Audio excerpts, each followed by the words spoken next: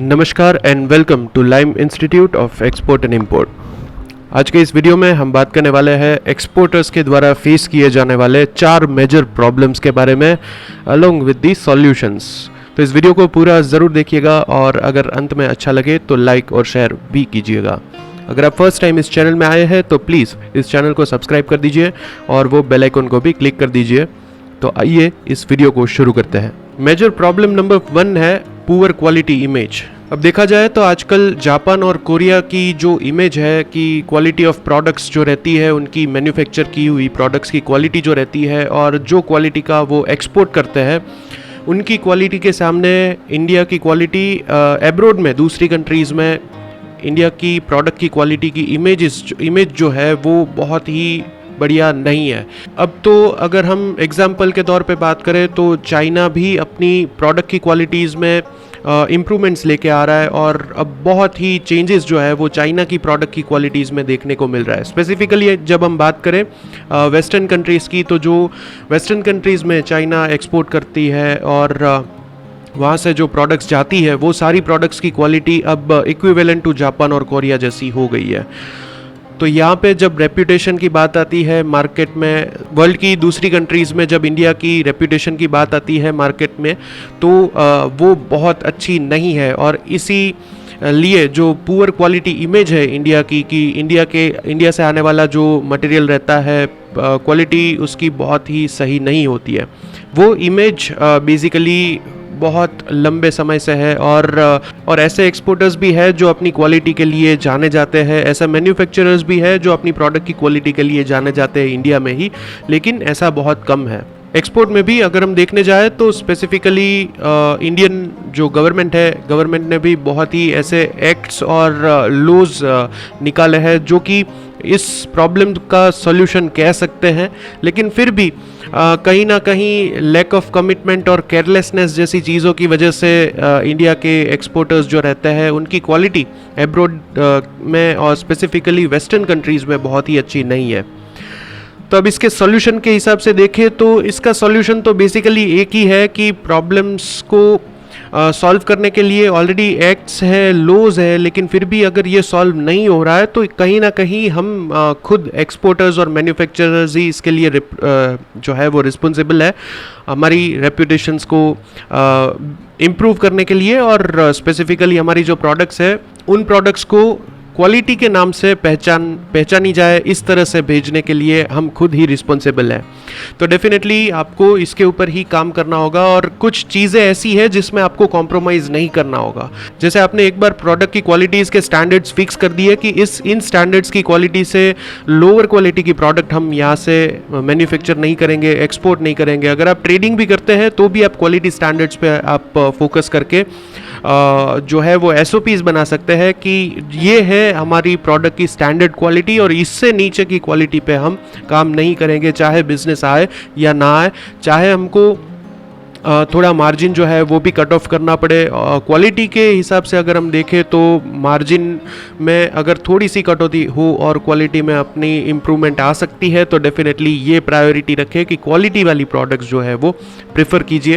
Export करने के लिए। इसके लिए और कोई नहीं बल्कि हम खुद एक्सपोर्टर्स ही इसके रिस्पॉन्सिबल हैं। अब यहाँ पे ये मेजर प्रॉब्लम क्यों है इसके लिए भी बात कर लेते हैं कि मेजर प्रॉब्लम इसलिए है कि अगर हम मान लीजिए कि कोई प्रोडक्ट है वो इंडिया से एक्सपोर्ट करना चाहते हैं और यहाँ पे हमारे पास पूरा सोर्सिंग है, पूरा जो है वो इंफ्रास्ट्रक्चर रेडी है, फिर भी आपके लिए जो है वो कंपटीशन जो है वो सबसे नेगेटिव रोल प्ले कर रही है। आपकी प्रोडक्ट की सिमिलर प्रोडक्ट जो है वो जापान, कोरिया या अब बात करें चाइना जैसी कंट्रीज से हम थोड़ी सी प्राइजियर कॉस्टिंग में भी अगर हमको सेल करनी है तो डेफिनेटली यहाँ पे कंपटीशन आपको प्रॉब्लम क्रिएट कर सकती है। और बायर्स जो रहते हैं वो तो आफ्टर ऑल कस्टमर्स है और वो सबसे पहली चीज़ ये देखेंगे कि क्वालिटी और प्राइस दोनों में उनको कहाँ से सबसे ज़्यादा बेनिफिट्स और एडवांटेजेस मिल रहे हैं। और इस पर्टिकुलर फैक्टर को ओवरकम करने के लिए, इस प्रॉब्लम को ओवरकम करने के लिए आपको क्वालिटी और प्राइसिंग दोनों ही ऐसी रखनी होगी जो कि आप ऐसे बड़े प्लेयर्स के साथ compete कर पाए। अब प्रॉब्लम नंबर 2 की बात करें तो हायर कॉस्ट्स। डेफिनेटली हमारी जो प्रोडक्ट्स रहती है, जैसे मैंने पहले पॉइंट में बताया आपको, हायर कॉस्ट जो है वो हम एक्सेप्ट करते हैं कि यहाँ पे प्रोडक्शन की जो कॉस्टिंग है वो डेफिनेटली हायर है। और ट्रेड सर्कल के मुताबिक अगर हम देखें तो इंटरेस्ट पेमेंट जो है वही खुद 15% तक की जो प्रोडक्शन की कॉस्टिंग है उसका मेजर पोर्शन जो है वो इंटरेस्ट पेमेंट में ही चला जाता है, यानी कि 15% तक की प्रोडक्शन की कॉस्टिंग जो है वो इंटरेस्ट पेमेंट्स में जाती है। उसके अलावा देर आर अदर चार्जेस जो कि बैंक हमारे पास से लेती है, and these charges goes as high as 3% compare to 1% in other countries like Japan है, रिपब्लिक ऑफ कोरिया है, जहाँ पे 1% के एडिशनल चार्जेस रहते हैं बैंक में, वहीं हमारे जो एडिशनल चार्जेस है वो 3% तक चले जाते हैं। और इसके अलावा एक और जो मेजर फॉल है हायर कॉस्ट का, हमारी प्रोडक्ट की कॉस्टिंग जब हायर हो जाती है उसका सबसे मेजर फॉल दूसरा ये भी है कि हमारा जो पोर्ट्स के चार्जेस है वो कंपैरेटिवली अगर हम देखें तो कोलंबो है, हांगकांग है, सिंगापुर है, साउथ कोरिया है, ऐसे पोर्ट्स के कंपैरेटिवली जब हम पोर्ट्स के कॉस्टिंग देखेंगे तो वो भी ऑलमोस्ट 2 to 3 टाइम्स हायर चले जाते हैं। ऐसे में ओवरकम करने में हमारे कंट्रोल में वैसे तो देखा जाए तो कुछ नहीं है, लेकिन एक चीज़ है जो कि आपको बना सकती है यहाँ पे एक प्लान्ड और प्रॉपर स्ट्रक्चर्ड मैनर से जो है वो ट्रेड करवा सकती है, वो है फंडामेंटली स्ट्रॉन्ग फाइनेंशियल प्लानिंग। यहाँ पे आपको बहुत ज़्यादा फोकस करना होगा अपने फाइनेंशियल प्लानिंग में। आप रॉ मटेरियल्स के सोर्सिंग से लेके आपकी प्रोडक्शन कंप्लीट होने तक और आपका जो ऑर्डर है वो कंसाइनमेंट जो इम्पोर्टर है उन तक पहुँचने तक आपको सारा जो प्लानिंग है वो बहुत ही स्ट्रॉन्ग मैनर से करना होगा और बहुत ही एक्यूरेटली करना होगा। यही एक ऑप्शन है जो आप यही एक स्टेप है जो आप ले सकते हैं आपके कैश फ्लोज एंड प्रॉफिटेबिलिटी को मेंटेन रखते हुए और कॉस्ट कटिंग को करते हुए, और वो भी जो क्वालिटी है उसमें कॉम्प्रोमाइज़ ना करते हुए। इसमें आप जो ओवरकम कर सकते हैं वो यही कर सकते हैं। इन दिस केस मैं आपको ये भी सजेस्ट करना चाहूँगा, अगर आप जस्ट बिगिन कर रहे हैं इनिशियल स्टेज में है अपने बिजनेस के, तो आप किसी फाइनेंशियल एडवाइज़र्स की भी हेल्प ले सकते हैं। उनके पास एक बहुत ही अच्छा एक्सपीरियंस रहता है, आपके जैसी दूसरी कंपनीज़ को भी वो हैंडल करते हैं, तो उनको ये चीज़ें पता होती है कि कहाँ पे हम सेव कर सकते हैं, कहाँ से हम ज़्यादा से ज़्यादा मैक्सिमम जो है वो ROI निकाल सकते हैं। तो यही है इसका जो सबसे बेस्ट सॉल्यूशन है वो यही है। फंडामेंटली स्ट्रॉन्ग फाइनेंशियल प्लानिंग आपको चाहिए होगी हायर कॉस्ट से बचने के लिए, और जब आपकी कॉस्ट नीची होगी तभी आप एक सही प्राइस में सही क्वालिटी की प्रोडक्ट्स आप अपने कस्टमर्स तक पहुंचा सकते हैं। पॉइंट नंबर 3 है अनरिलायबिलिटी। देखिए, प्रोडक्ट की क्वालिटी के बारे में हमने पॉइंट नंबर 1 में बात की कि पुअर क्वालिटी वाली इमेज जो ऑलरेडी है वो बनी हुई है, उसके ऊपर एक सबसे बड़ा फैक्टर ये भी है कि अनरिलायबल कहा जाता है इंडियन एक्सपोर्टर्स को। पास्ट में ऐसे बहुत सारे एग्जाम्पल्स हैं जहाँ पे ऐसा हुआ है कि ऑलरेडी कॉन्ट्रैक्ट साइन हो चुका होता है और उसको साइन करने के बाद सारी प्रोसीजर्स कंप्लीट करने के बाद हमको एडवांस भी मिल जाने के बाद जो है वो कॉन्ट्रैक्ट में चेंजेस हो सकते हैं, refusing to fulfil the original terms. जो एक्सपोर्टर्स रहते हैं वो रिफ्यूज़ कर जाते हैं कि ओरिजिनल टर्म्स जो है वो हम इस तरह से नहीं कर सकते हैं, उसमें अमेंडमेंट्स करते हैं, मॉडिफिकेशंस करते हैं। तो ये सारी चीज़ें जो है वो अल्टीमेटली एक चीज़ के ऊपर ही आती है कि ये जो एक्सपोर्टर है या ये बिजनेस है वो कम्प्लीटली अनरिलायबल है। एक बार कस्टमर के साथ आपका ये एक्सपीरियंस हो गया, फिर वो कस्टमर्स आपके जो नेगेटिव रिव्यूज़ है वो बहुत ही जल्द मार्केट में स्प्रेड करना स्टार्ट कर देंगे, और इसके वजह से आपकी जो इमेज है वो पुअर क्वालिटी के साथ अनरिलायबिलिटी वाली इमेज भी बन सकती है। इसके साथ एक मेजर फॉल जो है वो अनरिलायबिलिटी के फैक्टर में ये भी देखा गया है कि एक बार कंसाइनमेंट इंपोर्टर के पास पहुंच जाने के बाद बस हम यही मान लेते हैं कि हमारा जो काम है वो कंप्लीट हो गया है और अब हमारा नेक्स्ट ऑर्डर पे फोकस करना है, लेकिन ऐसा बिल्कुल नहीं है। आफ्टर सेल्स सर्विस बहुत ही इंपॉर्टेंट है एक्सपोर्ट के बिजनेस में। यहाँ पे आपकी रिलायबिलिटी तो ही जो है वो स्ट्रॉन्ग मानी जाएगी कि yes you are the reliable player जब आप अपनी भेजे हुए जो कंसाइनमेंट है उन कंसाइनमेंट में कंप्लीट रिस्पॉन्सिबिलिटी लेते हो। मान लीजिए कि कोई डिफेक्टिव कंसाइनमेंट निकला है, कोई प्रॉब्लम हुई है और ऐसी कोई प्रोडक्ट्स आपने भेजी है जहाँ पे वहाँ पे पहुँचने के बाद जो आपके कस्टमर्स हैं उन्होंने कुछ मिस्टेक्स निकाली है, तो ऐसे केसेस में अगर हम देखें तो जापान, साउथ कोरिया और ताइवान जैसी कंट्रीज़ के रिलायबिलिटी फैक्टर्स में नाम इसलिए भी बहुत ही अच्छे हैं क्योंकि वो लोग without thinking about the loss, वो लॉस के बारे में नहीं सोचते हैं, वो रेपुटेशन के बारे में सोचते हैं, वो रिलायबिलिटी के फैक्टर के बारे में सोचते हैं और वो कम्प्लीटली फ्री ऑफ कॉस्ट जो डिफेक्टिव प्रोडक्ट्स रहती है वो रिप्लेस कर देते हैं, या तो उनको वहाँ पे ही कुछ ना कुछ सर्विस वगैरह कोई ना कोई ऐसा ऑप्शन दे देते हैं कि कस्टमर्स बहुत बहुत ज़्यादा सेटिस्फाई हो जाए।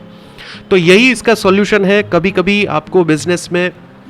प्रॉफिट में से लॉस करना पड़ता है और ये एक कंप्लीटली एक्सेप्टेबल चीज़ है जब बात आती है कस्टमर सेल्स और आफ्टर सेल्स सेटिस्फेक्शन की। तो ये चीज़ें ज़रूर ध्यान में रखें और मैं तो इनफैक्ट हम आपको यही सजेस्ट करेंगे कि आपकी जो SOPs रहती है, स्टैंडर्ड ऑपरेटिंग प्रोसीजर्स रहती है, उन प्रोसीजर्स में ही आफ्टर सेल सर्विस को ज़रूर ऐड कर दे कि आपने एक बार कंसाइनमेंट भेज दिया, उसके बाद आप कुछ ऐसा करें कि कस्टमर जो है वो आपसे सेटिस्फाई हो जाए। इसमें आपको ज़्यादा कुछ नहीं करना है कि आपको जस्ट इतना ही करना है कि कंसाइनमेंट उन्होंने रिसीव कर लिया, उसके कुछ दिन बाद यानी कि within a period of 1 week या उससे थोड़ा ज़्यादा आप एक फॉर्म भेज सकते हो उन्हें और उनसे पूछ सकते हो कि सर आपको हमारी भेजी हुई चीज़ें कैसी लगी, क्या है क्वालिटी के लिए आप क्या रिव्यू देंगे, या तो आपका ओपिनियन क्या है, दूसरी बार आप हमारे पास से सर्विस लेंगे, इसके लिए कितने चांसेस हैं। आपने देखा होगा बैंक्स वगैरह, फाइनेंशियल इंस्टीट्यूशंस वगैरह, इंश्योरेंस कंपनीज जो है ये सारी चीज़ें करती रहती है। आपने कभी पॉलिसी ली हो तो आपके पास फ़ोन आता है कि सर आपको ये एक्सपीरियंस कैसा लगा, हमारे स्टाफ का बिहेवियर कैसा लगा, पॉलिसी का ईज़ ऑफ यूज़ कैसा लगा, आपको क्लेम की प्रोसीजर कैसी लगी, ये सारी चीज़ें आपसे पूछते रहते हैं। तो ये क्यों पूछते हैं? क्योंकि उनको पता है कि आप एज अ कस्टमर्स आपके पास कंपटीशन जो है वो बहुत ज़्यादा है, बहुत ज़्यादा कंपटीशन है और फिर भी आपने उनकी प्रोडक्ट सिलेक्ट की है, तो डेफिनेटली आप एज अ कस्टमर्स उनको ऑलवेज रिपीटेड कस्टमर्स के मोड से चाहिए। तो इसी वजह से उनकी ये प्रैक्टिस रहती है। तो आप भी ऐसा कुछ करें कि आपकी SOPs में यानी कि स्टैंडर्ड ऑपरेटिंग प्रोसीजर्स में ये चीज़ एक ज़रूर ऐड करें। और अगर आपको कोई कंप्लेन आए कस्टमर्स की, नहीं हमको ये चीज़ें अच्छी नहीं लगी, तो डेफिनेटली उनको आप बेस्ट वे से कैसे सॉल्व कर सकते हैं इसका भी आप जो है वो पहले से ही सॉल्यूशन निकाल के रखें, राइट। लॉस करना पड़ता है तो एक बार हम यही सजेस्ट करेंगे कि आप ये मान के चलिए कि आपने मार्केटिंग में इन्वेस्ट किया है, आपने कस्टमर्स के साथ रिलेशन बिल्ड करने में इन्वेस्ट किया है, ये अल्टीमेटली लॉस नहीं है, आपने इन्वेस्टमेंट किया है। इस चीज़ को मान के चलिए और उसके बाद ही उनको सर्विस दीजिए और ऐसी सर्विस दीजिए कि उनके पास से आपको रिपीटेडली ऑर्डर्स मिलते रहे। इसके बाद जो फॉल नंबर 4 है वो है इंफ्रास्ट्रक्चर बॉटलनेक्स। अब ये भी एक बड़ा इशू है। Energy shortage, inadequate and unreliable transportations, communication facilities, ये सारी चीज़ें ऐसी है जो कि एक्सपोर्टर्स को बहुत परेशान करती है और डेफिनेटली जो एक्सपीरियंस्ड एक्सपोर्टर्स है उनको ये चीज़ें पता ही है, जो सालों से एक्सपोर्ट के बिजनेस में है उनको ये चीज़ें पता है। लेकिन प्रॉब्लम उनके साथ होती है जो रिसेंटली स्टार्ट कर रहे हैं, 1-2 ऑर्डर्स कंप्लीट किए हैं और मान लीजिए कि आपके 2-3 ऑर्डर्स कंप्लीट हो गए हैं और उनमें आपने कोई प्रॉब्लम्स फेस नहीं किया है, तो हो सकता है आप ये मान के चलने लगे कि नहीं ये तो ऐसे ही होता है, लेकिन ऐसा नहीं है। आपको पॉजिटिव और नेगेटिव दोनों ही सोच के रखना होता है और ऐसे केसेस में यूजुअली हमारा सोल्यूशन यही रहता है, क्योंकि देखिए कुछ चीज़ें ऐसी है, अब ये एनर्जी शॉर्टेजेस और इनएडिक्वेट एंड अनरिलायबल ट्रांसपोर्टेशन फैसिलिटीज़ में हम कुछ नहीं कर सकते हैं, राइट। क्योंकि यहाँ पे ये पूरा इंफ्रास्ट्रक्चर जो है वो गवर्नमेंट की ओर से है। आपको मान लीजिए कि कहीं पे ट्रक से कोई सामान भेजना है और बीच में जो है वो डाइवर्जन है और रोड्स क्लोज हो गए हैं और टेम्पररी 2 दिन के लिए रोड बंद है, तो डेफिनेटली आप उस केस में कुछ नहीं कर सकते हैं। तो आपके कंट्रोल में क्या हो सकता है? तो आपके कंट्रोल में एक ही चीज़ है, हमने प्रीवियसली एक वीडियो बनाया था कि आप एक्सपोर्ट की प्लानिंग कैसे करें, राइट। उस वीडियो में हमने 23 पॉइंट्स का एक चेकलिस्ट दिया था कि आपको एक्सपोर्ट की प्लानिंग जो है वो कुछ इस तरह से करनी है। अब एक्सपोर्ट की प्लानिंग अगर आप ठीक से करते हैं तो डेफिनेटली ये चीज़ें जो है वो आपको फेस नहीं करनी होगी। और जब भी आप एक्सपोर्ट की प्लानिंग करें तो आप दोनों साइड सोचें कि आपको स्मूथली भी जा सकता है आपका जो कंसाइनमेंट है वो, और कहीं ना कहीं आपको प्रॉब्लम्स भी फेस करने पड़ सकते हैं। अब जब प्रॉब्लम्स फेस करने की बारी आती है तो आप ऑलवेज गैप रखें, 1 दिन 2 दिन का गैप रखें जहां पे आप सोचते हैं कि यहाँ से प्रॉब्लम्स हो सकते हैं। मान लीजिए एनर्जी शॉर्टेज का गैप रख सकते हैं आप, शायद ये हो तो ऐसा हो सकता है, तो ऐसा होगा तो हम इतने टाइम का गैप रखेंगे तो डेफिनेटली हम ओवरकम कर सकेंगे इन प्रॉब्लम्स को।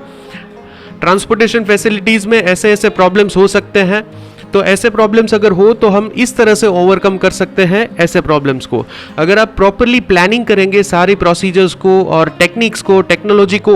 एडॉप्ट करेंगे और both sides of the coin को सोचेंगे तो डेफिनेटली ये एश्योरिटी है कि आप अपने किसी भी कंसाइनमेंट में या तो किसी भी ट्रांजैक्शन में आप कहीं भी प्रॉब्लम्स फेस नहीं करने वाले हैं। तो ये थे 4 major problems for export sectors in India. और इसके अलावा भी बहुत सारी ऐसी चीज़ें हैं जो हम एक वीडियो में आपको एक्सप्लेन नहीं कर सकते हैं।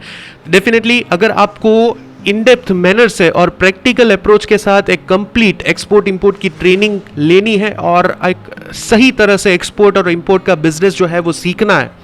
तो अभी ही आपकी स्क्रीन पे दी गई कॉन्टैक्ट डिटेल्स पे हमसे कॉन्टैक्ट करके पूछ सकते हैं, इंक्वायरी कर सकते हैं। हमारे पास सारी तरह के कोर्सेज अवेलेबल हैं। लाइम इंस्टीट्यूट अपने प्रैक्टिकल अप्रोच के लिए जाना जाता है और बहुत सारे थाउजेंड्स ऑफ स्टूडेंट्स हमारे पास से एक्सपोर्ट इंपोर्ट करके